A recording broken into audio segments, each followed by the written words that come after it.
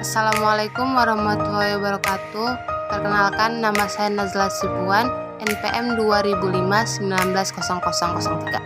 Saya akan membahas pembaruan Islam menurut Muhammad Ibnu Abdul Wahabi, pendiri sekte Wahabi. Pembaruan yang dilakukan oleh Muhammad Ibnu Abdul Wahab yang kita kenal sekarang dengan sebutan Wahabi. Jargonnya adalah kembali kepada Al-Quran dan Sunnah.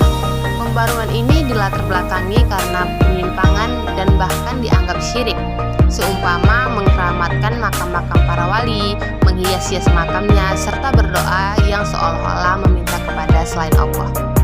Muhammad bin Abdul Wahab.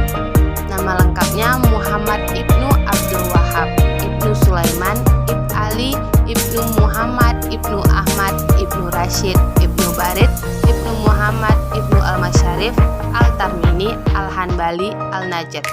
Dilahirkan di kampung di Uyainah, Najd 70 km sebelah barat daya Riyadh, Arab Saudi.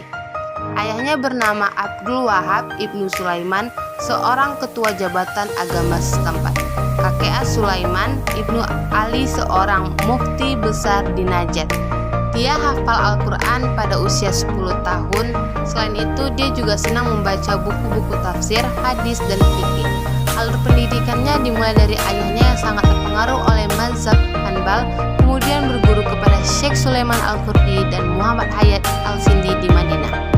Selanjutnya, dia juga banyak melakukan perjalanan ke berbagai negara, di antara Basra selama 4 tahun, di Baghdad selama 5 tahun, di Kurdistan selama 1 tahun, di Hamazan 2 tahun, kemudian mempelajari filsafat tasawuf di Isfahan 4 tahunan, dan terakhir 1 tahun di kota Qum. Muhammad Ibnu Abdul Wahab memiliki ketertarikan terhadap ajaran Ahmad Ibnu Hanbal dan Ibnu Taimiyah. Rangkaian pelajaran panjang Ibnu Abdul Wahab menuntut ilmu dari satu kota ke kota lain dengan memperkuat wawasan pemikirannya. Tasawuf adalah doktrin yang ditentang oleh Ibnu Abdul Wahab, apalagi konsep kesatuan wujud Ibnu Arabi waktu 638 Hijriah atau 1240 Masehi. Muhammad Ibnu Abdul Wahab berusaha mempelajari kajian fikih dan hanya mengakui 2 otoritas saja, yaitu Al-Quran dan Sunnah Nabi. Akan tetapi karena dikumpulkan pada abad 3 Hijriah, maka pengikut Ibnu Abdul Wahab mengubah pandangan mereka dan menerima kekuatan ijma. Di antara mereka yang berjasa melahirkan gerakan ketauhidan adalah pertama, Amir Uyainah, Utsman bin Muhammad bin Ma'mar. Ibnu Abdul Wahab sempat diterima dengan baik oleh Amir, akan tetapi para bawahan Amir tidak sependapat dan mengancam tidak akan membayar upeti. Akhirnya Ibnu Abdul Wahab diusir dari Uyainah. Kedua, Muhammad bin Saud. Dia mendukung dan menyanggupi untuk menyebarkan ide-ide Ibnu Abdul Wahab.